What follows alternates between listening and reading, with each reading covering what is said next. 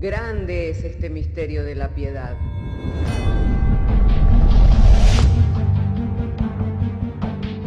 Si se destruyeran los fundamentos, ¿qué ha de hacer el justo?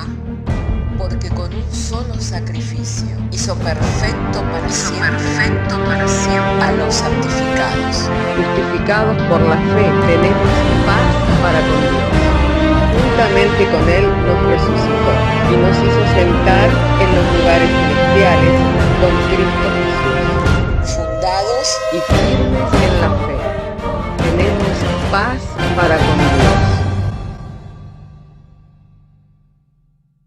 Bienaventurados los pobres en espíritu, porque de ellos es el reino de los cielos. Bienaventurados los que lloran, porque ellos recibirán consolación. Bienaventurados los mansos, porque ellos recibirán la tierra por heredad. Bienaventurados los que tienen hambre y sed de justicia, porque ellos serán saciados. Bienaventurados los misericordiosos, porque ellos alcanzarán misericordia. Bienaventurados los de limpio corazón, porque ellos verán a Dios.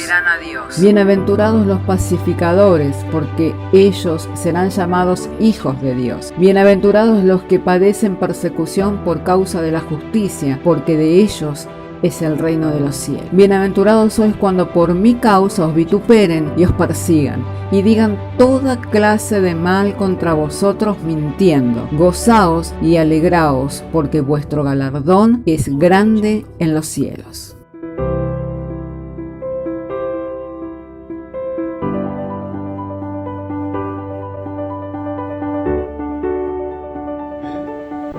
Hemos abierto por medio de la oración, así como también hemos tenido tiempo para alabarle al Señor, para compartir las diferentes lecturas de la Biblia y también poder traer nuestras peticiones delante de la presencia del Señor. Aprovecho para saludar a todos los que están presentes, como los que se han conectado y que forman parte de la congregación, fundados y firmes en la fe, que van siguiendo la transmisión, tanto en este recinto como en sus hogares. Están los hermanos congregados para oír y para recibir la palabra de Dios. Y luego, y en diferido, estaremos compartiendo la enseñanza a través de la plataforma de YouTube. En el día de ayer hemos dejado el texto de Primera de Corintios capítulo 12, finalizando la lectura en el verso 14. Hoy vamos a continuar desde el verso 15 y ahondando más al respecto de lo que es la formación del cuerpo de Cristo, algo de lo cual es necesario que la Iglesia, nosotros en su totalidad, podamos entender, ya que si ha de manifestarse el Señor en el tiempo final, lo va a hacer por medio de su Iglesia. Por eso es que es tan importante la formación del cuerpo de Cristo.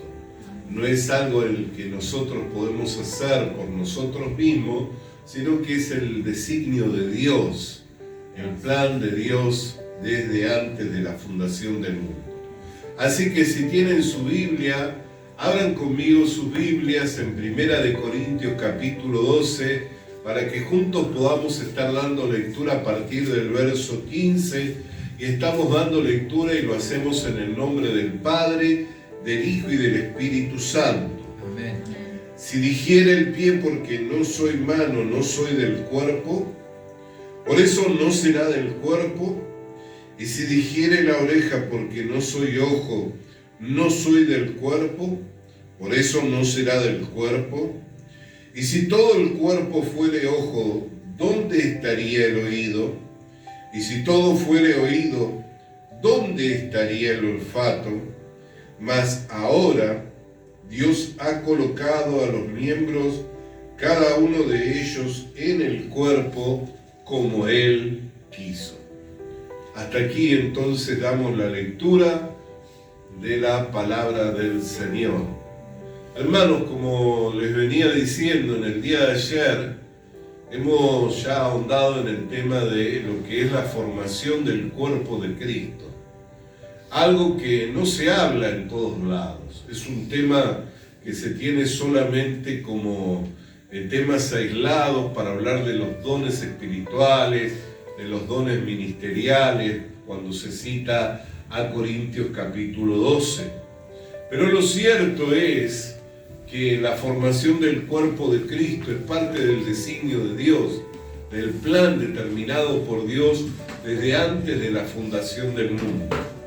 Por eso hemos hablado sobre la palabra acceso, que hemos citado a través de la carta a los Efesios, allí en el capítulo 3, verso 12, lo cual significa en su traducción, desde el original griego, llevar con uno o traer delante de.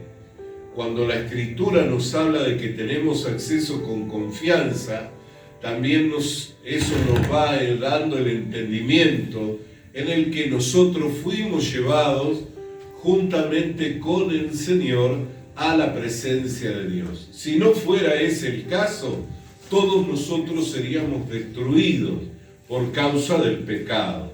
Si no fuera ese el caso, no habría manera alguna en que nosotros pudiéramos acceder a la presencia de Dios, porque Dios habita en luz inaccesible en la cual ningún hombre ha podido y puede llegar.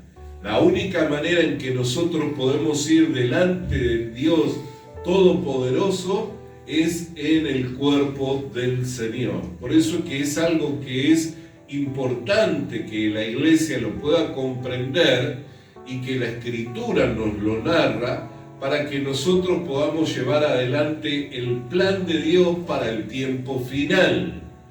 Muchos se han quedado en el perdón de los pecados, lo cual es algo muy importante, y otros se han quedado con la mirada en la eternidad, lo cual es la vida que Dios tiene deparada para aquellos que hemos creído y aceptado a Jesucristo como nuestro único y suficiente Salvador. Pero entre tanto en que estamos en el mundo, una función tenemos, una actividad propia tenemos, por lo cual el cuerpo va recibiendo su crecimiento hasta alcanzar la medida y la estatura del varón perfecto. Cuando nosotros leemos a Mateo, nos dice: hasta que haya entrado el último de los gentiles, será anunciado este evangelio en todas las naciones. La pregunta que nosotros debiéramos responder a ese interrogante: ¿entrar a dónde? Justamente a esto, a lo que es la formación del cuerpo de Cristo. Hasta que el cuerpo de Cristo no se forme, el Señor no vendrá. ¿Cómo nosotros tenemos esa seguridad? Porque Él mismo lo anunció. Allí cuando habla en el Evangelio de Juan, en el capítulo 14, dice: ¿crees en Dios? Cree también en mí.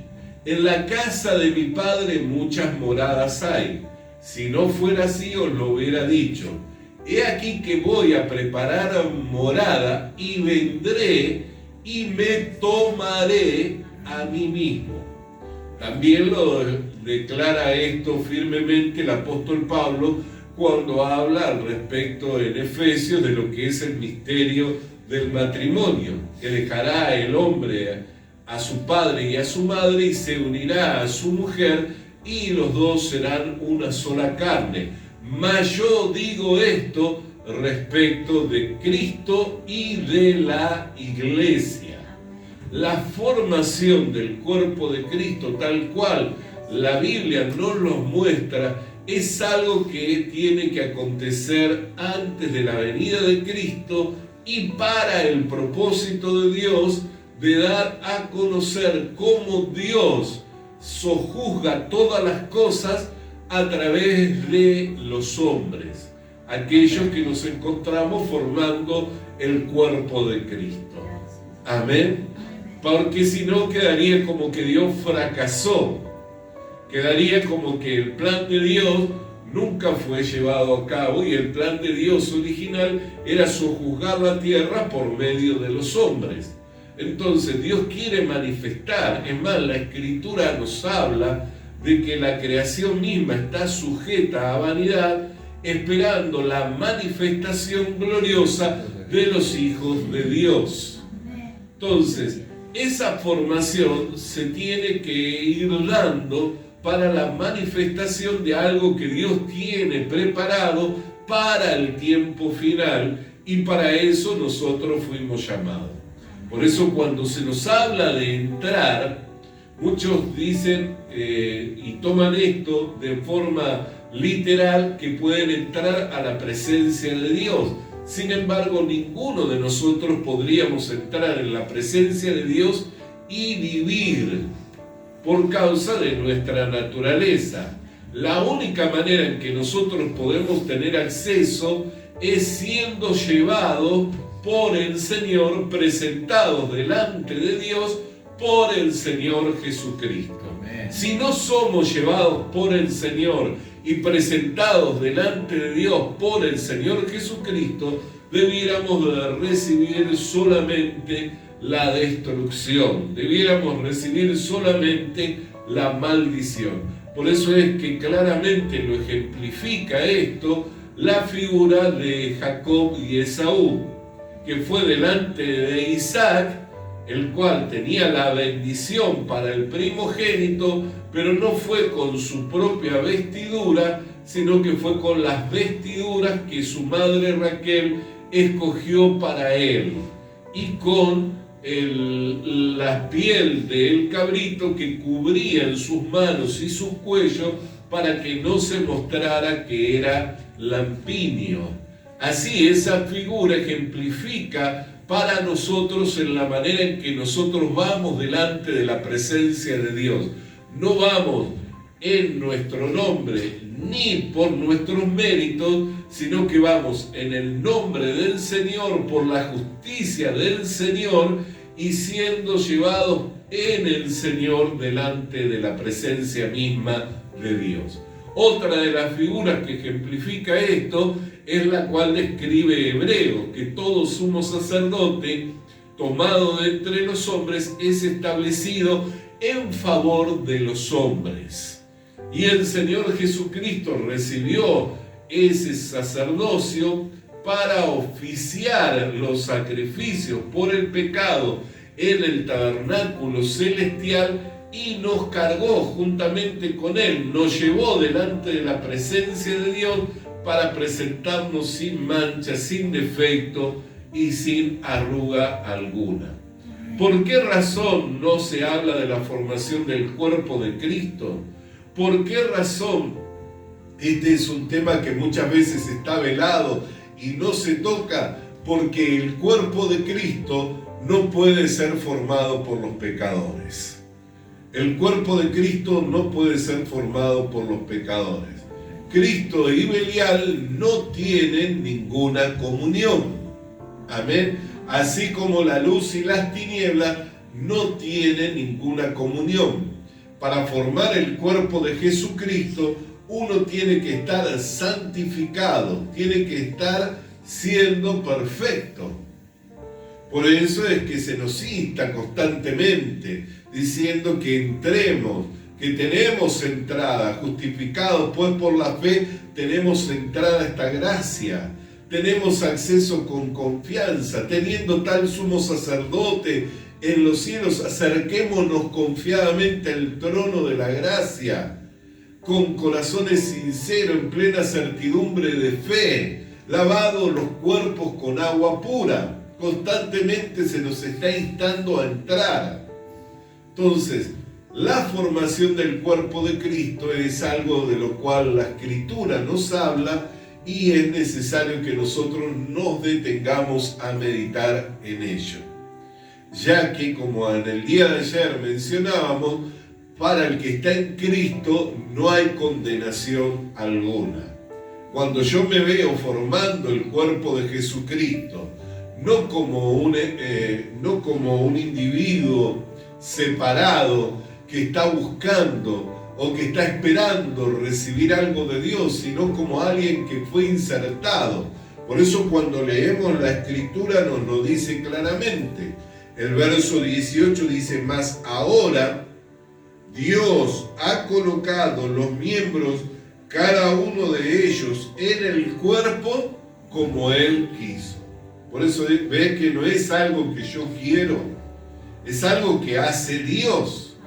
Dios ha colocado a cada uno de los miembros en el cuerpo como Él quiso. Amén.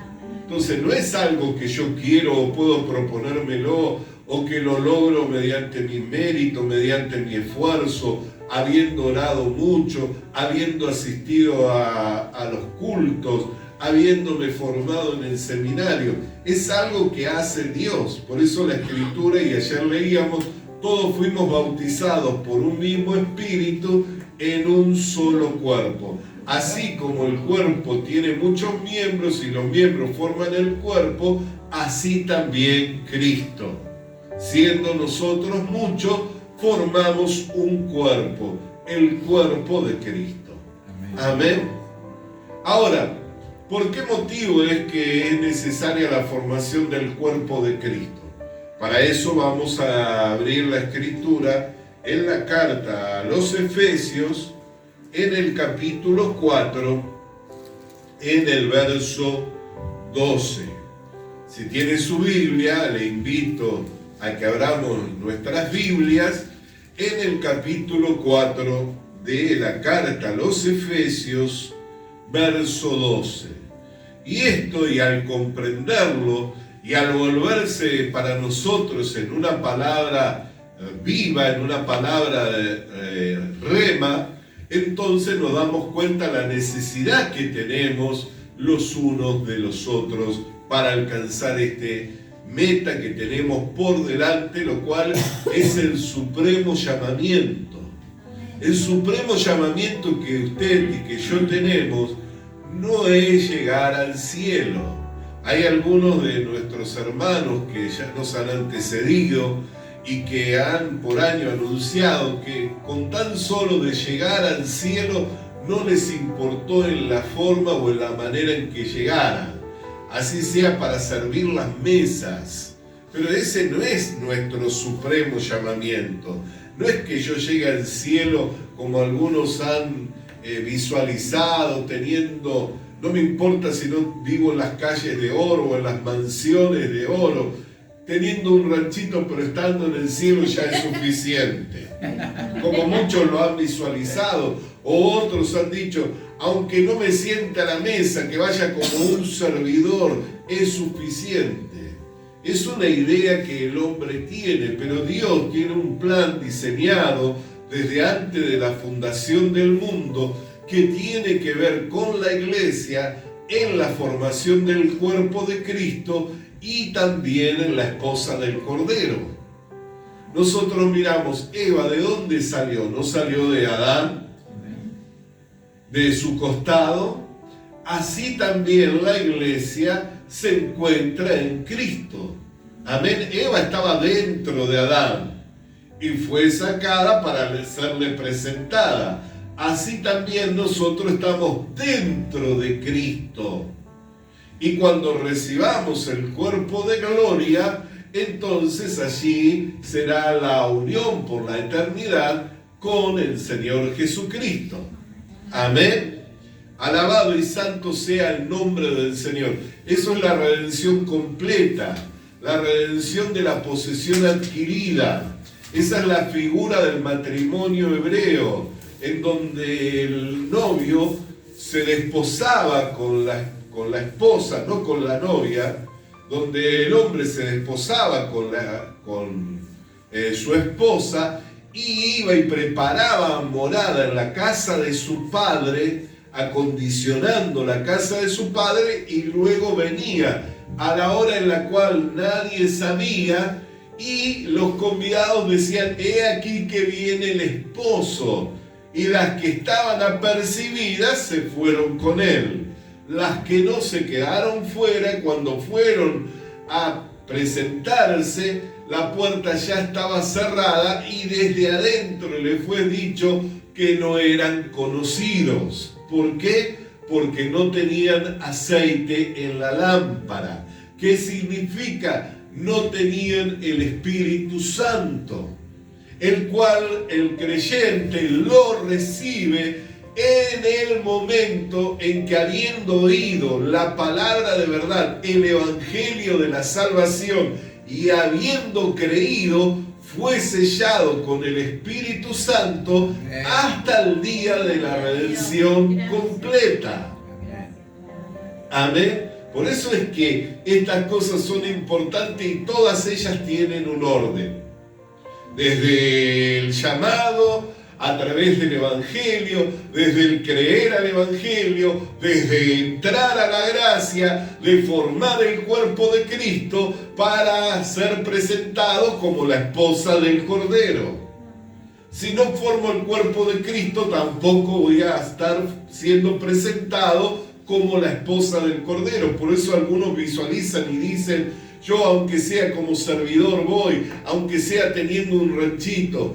No ese es el llamado de la iglesia. El llamado de la iglesia es a ser presentada como una esposa ataviada, vestida de lino fino, blanco, resplandeciente, lo cual son las acciones justas. Cuando Cristo vino a este mundo a entregar su cuerpo y a derramar su sangre, lo hizo para presentarse a sí mismo una esposa sin mancha, sin arruga y sin defecto alguno. Alabado sea el nombre del Señor. Sin defecto alguno. Quiere decir que si no alcanzamos esa meta por nuestra negligencia, por nuestra necedad, por lo que es la incredulidad de no creer a Dios en lo que está escrito y en lo que está revelado para la iglesia, si no alcanzamos eso, no alcanzamos la meta. En nada sirve que alguien se prepare para correr y no llegue a la meta.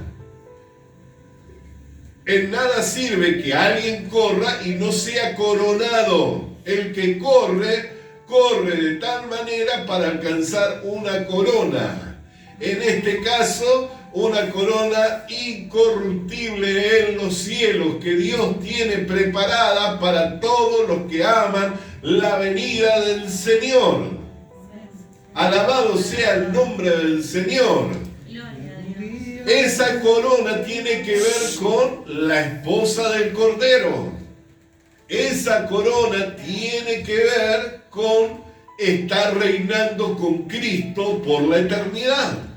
Esa corona tiene que ver con tener asignado un trono juntamente con Cristo. Por eso no se trata de que yo visualizo el cielo y digo si tengo un ranchito, si voy como servidor. Esa es la idea que uno puede hacerse de lo que es el cielo. Pero si vamos a la Escritura, vemos todo un diseño claro, específico y revelado por medio de las Escrituras para poder alcanzar el supremo llamamiento, la meta. Entonces, la formación del cuerpo de Cristo es algo de lo cual es necesario. Y vuelvo a reiterar lo que dijimos ayer y que lo vuelvo a afirmar. No es la iglesia la que me necesita a mí. Soy yo el que necesita a la iglesia. Hay gente que viene con la idea de que la iglesia lo necesita. Y la iglesia, lo cual es el cuerpo de Cristo, no me necesita a mí. Yo, que soy un miembro del cuerpo de Cristo, soy el que necesito. Hoy leía a nuestra hermana Gabriela y decía, todo pámpano que en mí no lleva fruto es cortado, es echado fuera y se seca.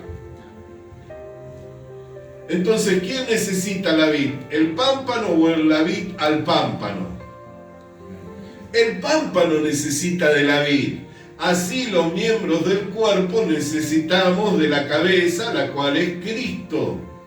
Y necesitamos estar formando el cuerpo de Cristo para poder alcanzar el supremo llamamiento, la meta. Porque la Biblia dice, corred de tal manera que podáis alcanzar el premio. ¿Sabemos a dónde tenemos que llegar? ¿Hacia dónde vamos? ¿Cuál es el camino que tenemos que tomar para poder alcanzar esa meta? Si es que estamos en una carrera, o sea, conocemos el circuito. Porque la Biblia lo describe, al circuito en el cual los cristianos se encuentran corriendo esta carrera con paciencia. Pero algunos que se sienten autosuficientes y no ven la necesidad de estar formando el cuerpo de Cristo y que creen que saben, en realidad mostrando que creen saber algo, muestran que no saben nada. Porque el que sabe justamente es aquel que se muestra que verdaderamente necesita de todos. Amén. El que más sabe es el que más se muestra que necesita de todos. Porque entiende en dónde se encuentra la gracia para la edificación, para el crecimiento y para el desarrollo de la vida cristiana. Entonces nunca se va a ver como autosuficiente, nunca va a creer. Es más, bendito sea el nombre del Señor, le alabo al Señor porque cuando hablamos estas cosas enardece mi corazón porque sé que soy un obrero del tiempo final al cual Dios ha llamado para poder explicar estas cosas conforme a los dones que el Señor ha dado para la iglesia. Amén. Cuando pensamos en la armadura de Dios, como tanto se habla, como tanto se ha enseñado, se habla de tomarla de manera individual. Cada uno toma la armadura y se viste de ella. Sin embargo, yo no he encontrado a ninguno que sostenga igual que otro el escudo de la fe. Ni tampoco he encontrado que alguno calce las sandalias del Evangelio igual que otros. Ni tampoco he notado que todos esgrimen la misma espada del Espíritu de igual manera. ¿Qué significa? Que como es un solo cuerpo, la armadura no es para cada miembro individual, sino que la armadura es para el cuerpo. Y cuando yo me encuentro formando el cuerpo de Cristo, todos los elementos de la armadura protegen y me conducen hacia la victoria. Protegen mi vida espiritual y me conducen hacia la victoria. Entonces, como me encuentro formando el cuerpo de Cristo, me doy cuenta quién esgrime bien la espada del Espíritu. Como me encuentro formando el cuerpo de Cristo, me doy cuenta quién tiene bien calzado las sandalias del apresto del Evangelio. Como me encuentro formando el cuerpo de Cristo, me doy cuenta quién sostiene bien el escudo de la fe. Yo le aseguro que hay muchos hermanos que oran mucho más de lo que yo oro. Pero también le aseguro que yo esgrimo mejor la espada del Espíritu que tantos hermanos. ¿Por qué? Porque en el cuerpo no todos los miembros tienen la misma función. No todos los miembros tienen la misma función. De ahí a que nos necesitamos los unos a los otros. Yo me sorprendí una vez cuando una hermana ya mayor me dijo: a tal hora y tal día yo estuve orando por usted. Y no era una hora común del día, a las 10 de la mañana, ni la hora de las 3 de la tarde. Eran las 3 de la mañana. Y yo no siempre sé tener situaciones en donde tengo ataques espirituales o perturbaciones demoníacas, pero ese día, y del cual la hermana después de una semana cuando me la encontré y me dijo, claramente yo recordaba cómo ese día y a esa hora me había levantado porque estaba profundamente perturbado por una influencia. ¿Qué quiere decir? Que la hermana sostenía el escudo de la fe mientras yo estaba siendo atacado.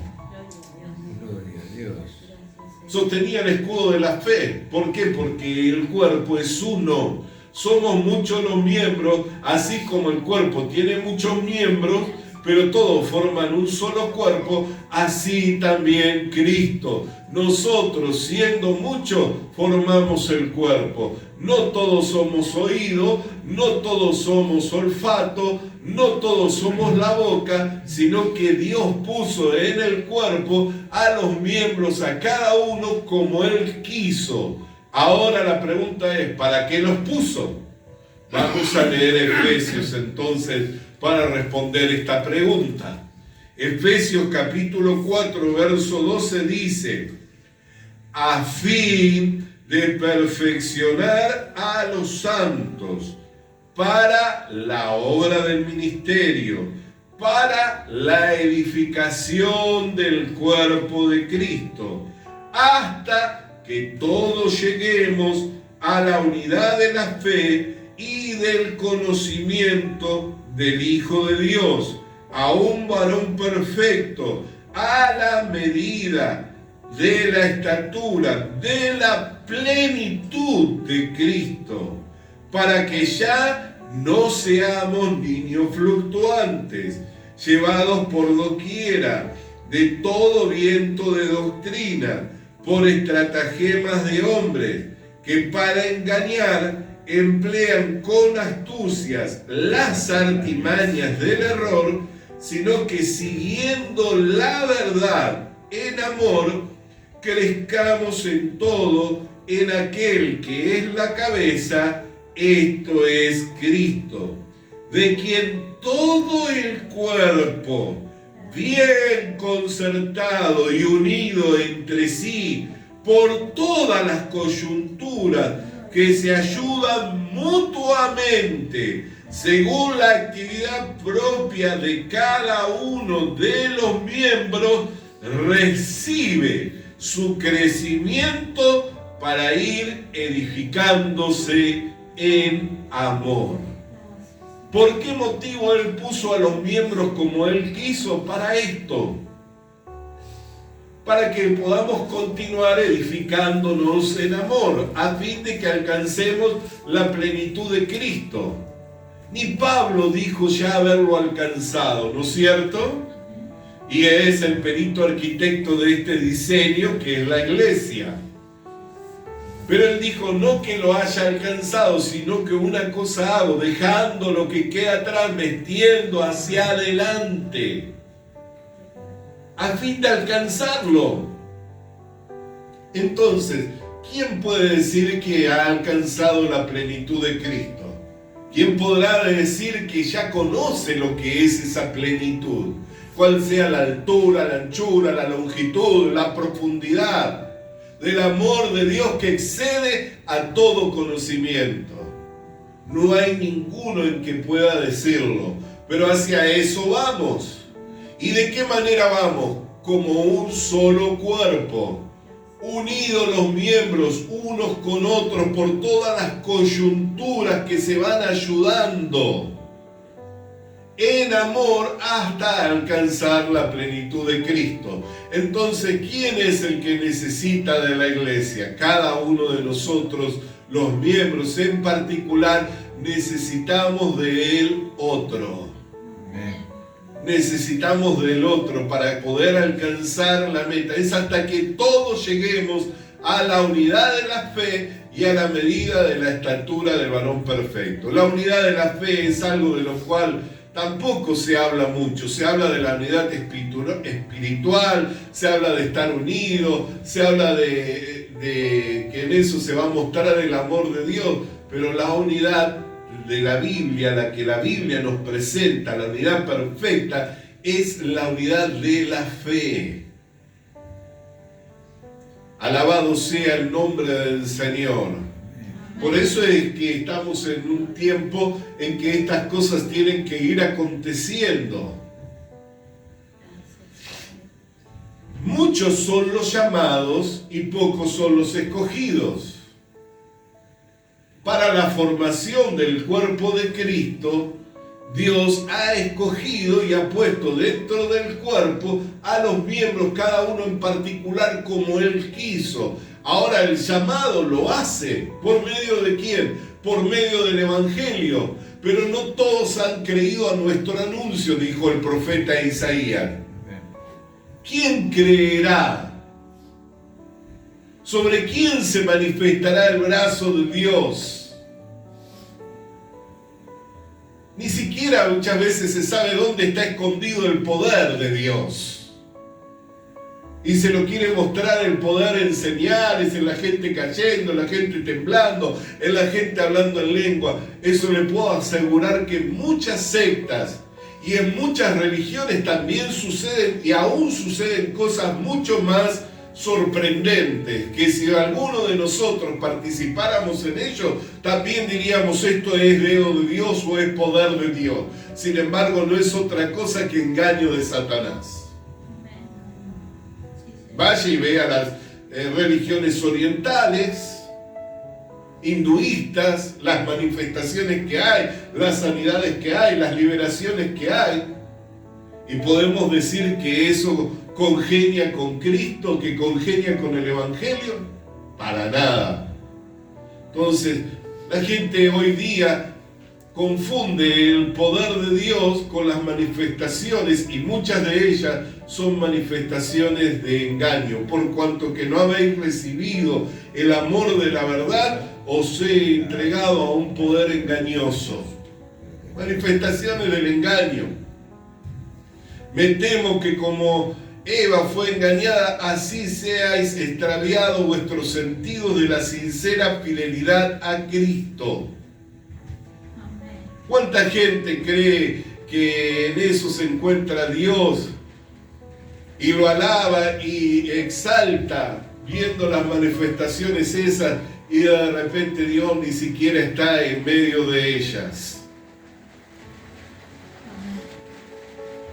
¿No nos lo muestra la Biblia para que nosotros podamos ir entendiéndolo? Cuando estaba Elías en la cueva, ¿cuántas diferentes manifestaciones hubieron?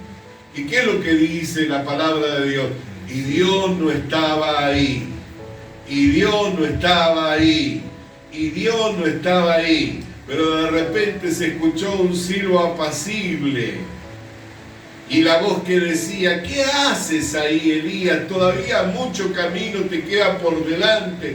Y le fueron dadas las directivas de aquello que tenía que hacer, a quién tenía que ungir como sacerdote, a quién tenía que ungir como rey para restaurar y restablecer la nación de Israel.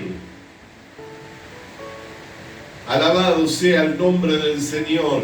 Dios está comprometido en su palabra. Pasará el cielo, pasará la tierra, pero su palabra no pasará sin ella haberse cumplido toda ella.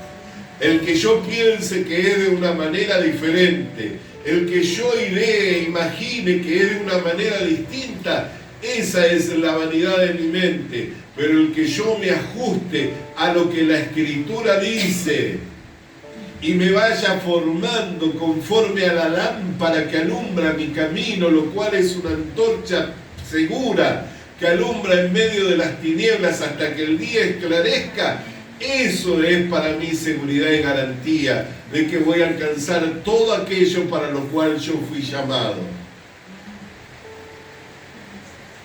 Por eso, la iglesia no me necesita a mí, yo necesito a la iglesia. Pero estando en la iglesia tengo una función, tengo una actividad, y por medio de esa función y por medio de esa actividad estoy añadiendo la edificación, sino que crezcamos en todo, siguiendo la verdad en amor. Con esto quiero cerrar porque creo que hemos hablado muchas cosas. Pero aprovecho que son las últimas palabras para que quede esta frase grabada en nuestros corazones.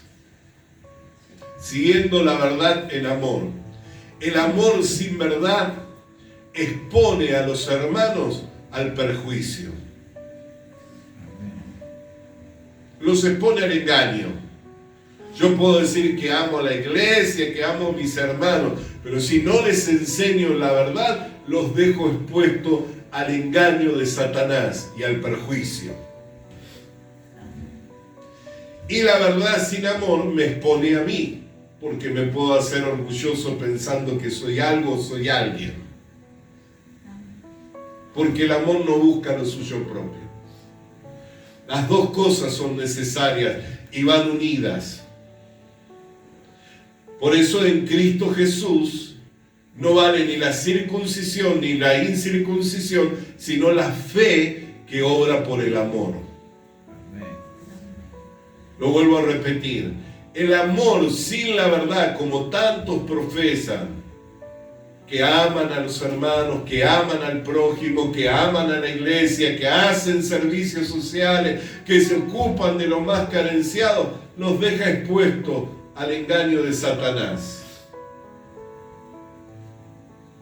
Pero la verdad sin amor me expone a mí al orgullo y a la caída, porque antes de la caída es la altivez. Las dos cosas van juntas. Pero hay una medida para administrar. Hay una medida para administrar. Por eso Pablo, quien administró todos estos misterios, nos dejó bien en claro que le rogó 3 veces al Señor para que le fuera quitado el aguijón de la carne. Y el Señor le dijo que no. ¿Por qué? Porque su poder se perfeccionaba en la debilidad. Entonces más bien me gloriaré de mi debilidad, porque cuando soy débil, soy fuerte. Que ninguno que administre estas cosas y que Dios nos guarde caiga en la vanidad del orgullo, de la soberbia, de creer que es por uno mismo. Esto no se adquiere por mérito ni por esfuerzo, esto es por gracia. Lo que de gracia hemos recibido, de gracia debemos darlo. Amén. De gracia debemos darlo. Pero entendamos, la formación del cuerpo de Cristo es parte del diseño original de Dios para con nosotros, la iglesia. Y nosotros somos quienes necesitamos estar bien concertados y unidos por medio de todas las coyunturas que se ayudan en amor para alcanzar la plenitud de Cristo. Si yo no lo hago de esa manera, no hay modo alguno en que pueda llegar. Porque si hay otro lado por el cual se llega, le puedo asegurar que esa carrera y ese lado no es legítimo. ¿Sabe qué le pasa? Como aquel que corrió delante de David, ¿no? Y que quiso llevar la noticia de que Saúl y Jonathan habían muerto. ¿Qué le pasó? Le fue cortada la cabeza. Pero otro que conocía la manera de llevar las noticias esas delante del rey, no se apresuró en llevarla, esperó y la llevó. Y no le fue de perjuicio. ¿Por qué? Porque corrió legítimamente, conociendo. Así es necesario que nosotros corramos legítimamente esta carrera. No dando golpes al aire, como decía el apóstol Pablo, sino golpeándose a uno mismo. Para que no sea que siendo heraldos para otros, quedemos descalificados. Por eso, la verdad sin amor me expone a mí, a que caiga. Y el amor sin la verdad deja expuesto a los hermanos. Todo aquel que ministra y no ministra conforme al evangelio de la verdad, y no ministra conforme a la verdad de la palabra de Dios, por mucho amor que manifieste, no hace otra cosa que dejar expuesto a los hermanos al engaño de Satanás, porque lo que descubre el engaño es la verdad. Amén. La verdad es lo que descubre el engaño. Por eso en estos tiempos lo que más se tiene que en nosotros perfeccionar es el oír. Es el oír. El que tiene oídos para oír, oiga. Lo que más se tiene que perfeccionar en nosotros, porque así como el paladar distingue los alimentos, el oído también diferencia las palabras y reconoce lo que procede de Dios y lo que no procede de Dios. Y cuando nosotros estamos recibiendo a su tiempo el alimento, ese es el lugar y ese es el propósito de Dios para con nosotros. No hay otro lugar. No importa la cultura. No importa la cultura, no importa de dónde venga, pero si hablan conforme a la verdad, entonces esa persona sea bienvenida para nosotros. Pero si algún otro viniere con otro evangelio que no es conforme a la verdad, al tal no le digas ni bienvenido ni le recibas. Por eso es que estas cosas son tan importantes y sobre todo entre tanto que vemos que el tiempo se aproxima de la venida del Señor, y que todo lo que Dios ha dicho en su palabra se tiene que cumplir en su tiempo. Hermano, hasta aquí la palabra de Dios en esta mañana. Vamos a continuar en ello, aprendiendo, siendo enseñados por el Señor, para que podamos ahondar mucho más al respecto de esto.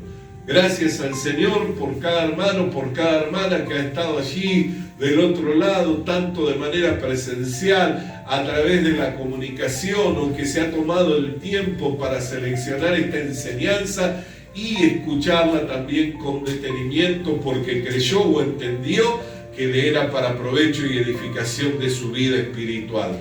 Vamos a alabarle al Señor con júbilo en nuestros corazones, porque Dios también se complace del pueblo que es agradecido y que le alaba con júbilo. Por eso vamos a alabar también su nombre en esta mañana. ¡Aleluya!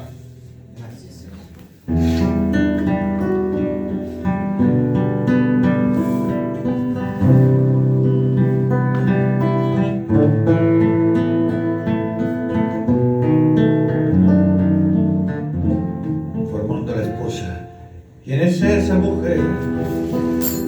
¿Quién es esa mujer? Tan virtuosa mujer, la que fue hallada, trae de lejos su pan y aún de noche ya da alimento a su familia y ración a sus criadas. Su lámpara no se apaga de noche,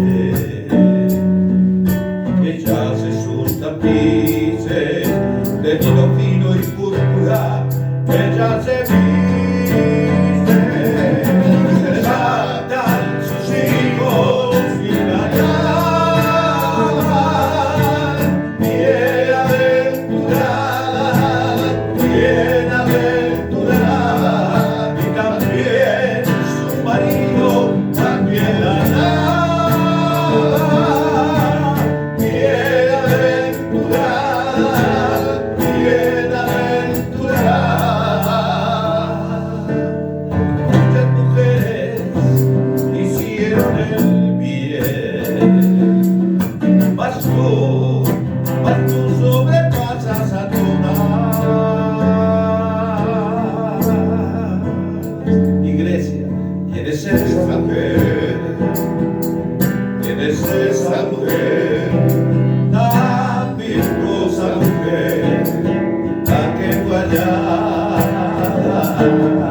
Engañosa la gracia, viva la hermosura, la mujer que teme a Jehová será alabada.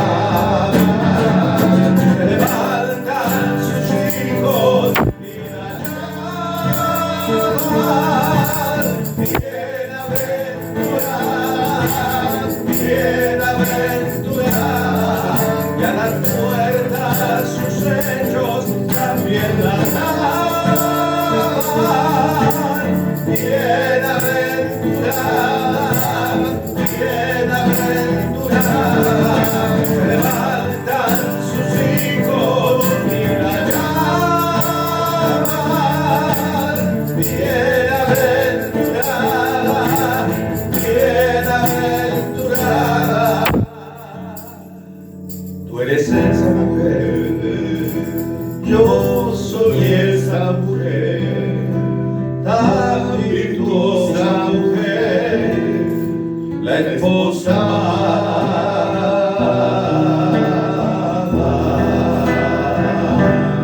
la iglesia amada.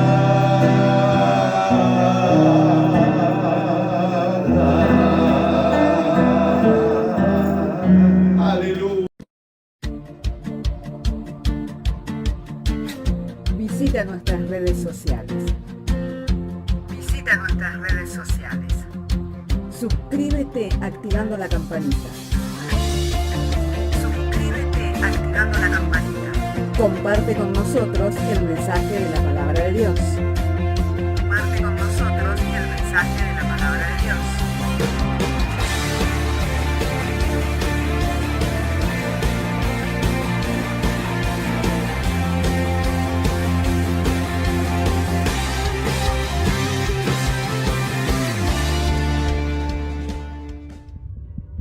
Le animamos a que consiga una Biblia, porque en ella encuentra la mente de Dios, el estado del hombre, el camino de salvación, la muerte de los pecadores y la felicidad de los creyentes.